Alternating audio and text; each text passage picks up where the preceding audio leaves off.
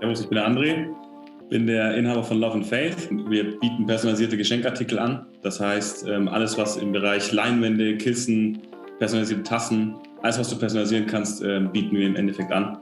Also sprich ein sehr, sehr saisonales Geschäft bei uns meistens, zu den Höchstzeiten, zu Anlässen. Wir sind sehr performancelastig unterwegs. 80% bis 90% ist noch performancelastig. Das wollen wir auch demnächst ein bisschen umswitchen, mehr Multi-Channel-Ansatz verfolgen, wo wir dann auch wahrscheinlich auch noch mit dem Tool gut dazukommen werden. Das ist sehr gut.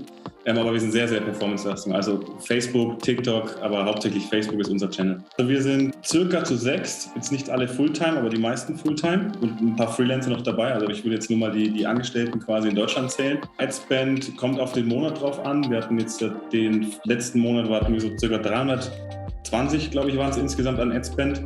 Wollen natürlich auch noch weiter neue Märkte einsteigen, um den Adspend natürlich noch zu erhöhen. Umsatz liegt, letztes Jahr war 3,8 insgesamt, dieses Jahr sind wir on track für 6 ungefähr, 6 bis 7 Millionen ungefähr wollen wir erreichen. Wie war deine Ausgangslage vor Tracify? Durch die Veränderungen, durch das iOS-Tracking etc.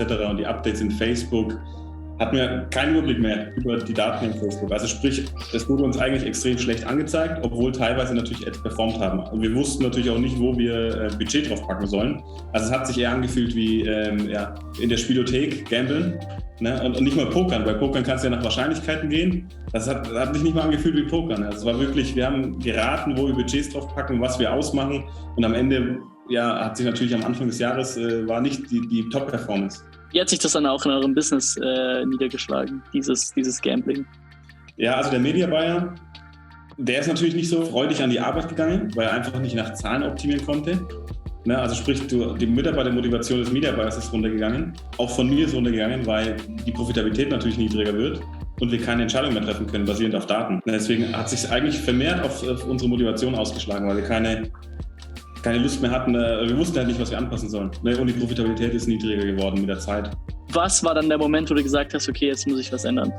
Ich muss ganz ehrlich gestehen, wir hatten sehr, sehr lange keine UTM-Parameter überhaupt eingebaut. Also wir hatten das sehr, sehr lange ohne UTM-Parameter, auch über Q4 noch ohne UTM-Parametern gemacht. Nach einer gewissen Zeit hört man dann natürlich über verschiedene Tools, Hyros, Cometly etc.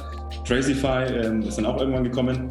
Tracify ist ja die im Vergleich, Hyros ist noch moderat, aber Cometly ist ja die günstigste Alternative gewesen. Deswegen haben wir erstmal mit Cometly gestartet, wobei es nach 2 Monaten völlig in die Hose gegangen ist. Also sprich, wir haben mit Cometly gemerkt, es wird uns auch nicht akkurate Daten angezeigt und wir müssen immer zwischen 2 Dashboards hin und her switchen. Also es war so ein Pain, wo wir gesagt haben, jedes Mal musst du Ad Manager aufmachen, jetzt mal musst du Cometly aufmachen, dann hast du die Zahlen nicht richtig. Also wenn wir in Shopify nach bestellte Produkte gegangen sind, dann hat das was anderes angezeigt als bei Cometly. Also bei Cometly teilweise niedriger als bei Shopify überhaupt verkauft worden ist.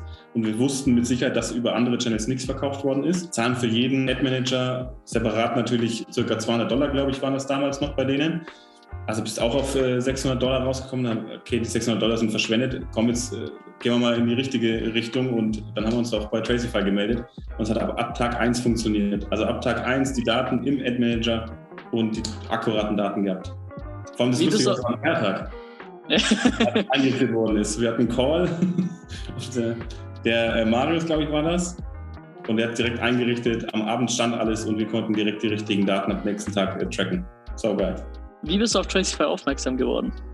Teilweise durch Empfehlungen, muss man sagen. Also durch guten Kollegen in dem Bereich. Der hat Split getestet, der hat Tracify und Cometly Split getestet und hat gesagt, okay, Tracify ist einfach akkurater, komm, melde dich mal. Und dann habe ich mich direkt gemeldet.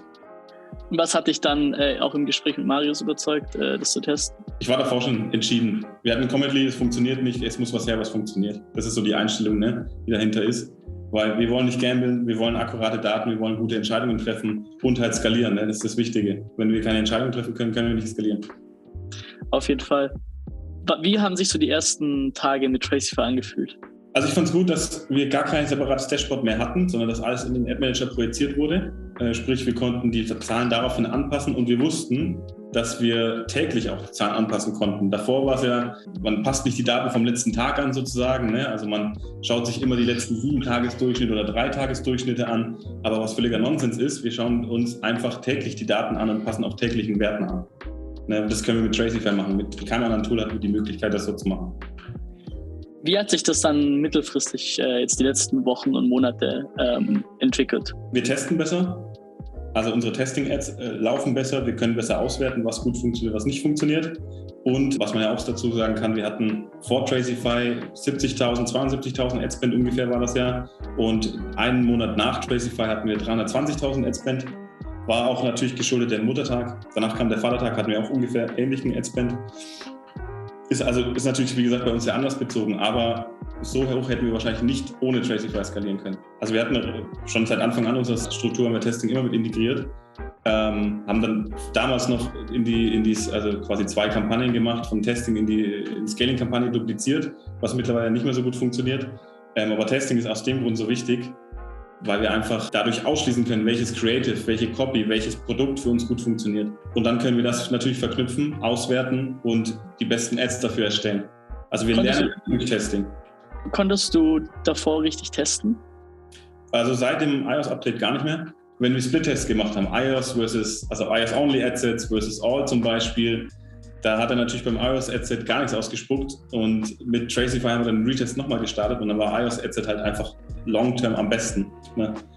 Also die Datengrundlage war einfach nicht mehr vorhanden. Wem würdest du Tracify empfehlen? Eigentlich jedem E-Commerce-Unternehmen. Ne? Was hat sich auch für dich im Gesamtunternehmen verändert, seitdem du Tracify nutzt? Wir spielen nicht mehr. Wir tun nicht mehr Budgets anhand unseres Gefühls anpassen, sondern anhand der Daten. Wenn es mal frühst schlecht reinsteigt, wissen wir, okay, wir cutten das Budget ein bisschen. Wenn es gut reinsteigt und wir mit einem 3er oder 4er ROAS reinsteigen, dann wissen wir, okay, wir können über den Tag einfach erhöhen. Also wir filtern bessere Tage schneller raus, nutzen diese besseren Tage viel besser aus und die schlechten Tage cutten wir einfach runter. Also damit wir so viel wie möglich Profitabilität haben und so wenig wie möglich verschwendeten Adspend haben. Hattest du am Anfang und auch dann im Gespräch mit Marius irgendwelche Bedenken? Also das einzige Bedenken war, eure Lösung ist ja schon eine Premium-Lösung, da müssen wir ja ganz ehrlich sein. Da musste ich schon schlucken, wenn ich das Pricing-Modell gehört habe. Deswegen sind wir auch anfangs auf Comedy ausgewichen, was aber der völlig falsche Ansatz war und der völlig falsche Weg.